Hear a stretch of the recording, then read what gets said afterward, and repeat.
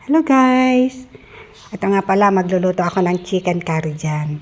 At ito pala yung bakasyon ko noong March 17 guys, 2024 this year.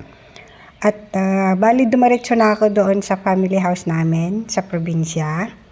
Kasi isa-celebrate namin yung aming first death anniversary ng aming mother dear. So yan guys, bali ako in charge muna dyan sa chicken curry. Kasi yung mga ibang kapatid ko, mga pamangkin ko, bayaw, nakapagluto na sila ng mga iba't ibang putahe. Like igado, adobo, dinuguan, ganyan. Kaya nag-overtime kami dyan guys kasi pang-almusal yung aming gagawin dyan. Yan nga palang aking bayaw na super matulungin.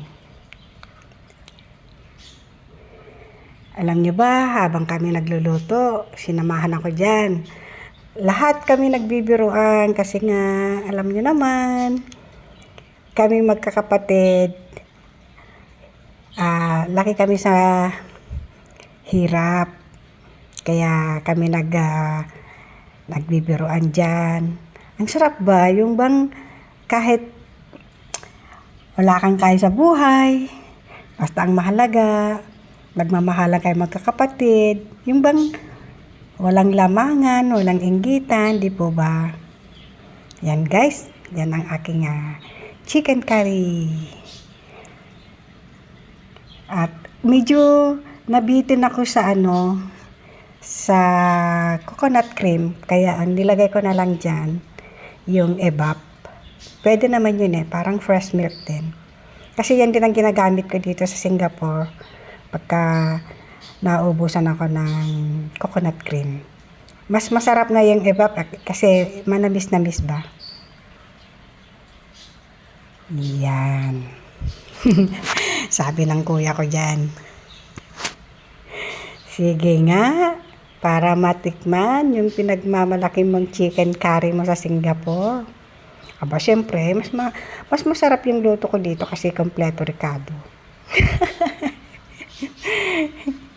Yung ginawa ko pang maramihan yan Ang pinangtitimplak ko nga pala is patis. Parang yung lasa ba, na-absorb dun sa karne, sa manok. At yan lagi ang gamit kong kahit anong luto, laging patis ang aking pinaka sikreto sa aking pagluluto.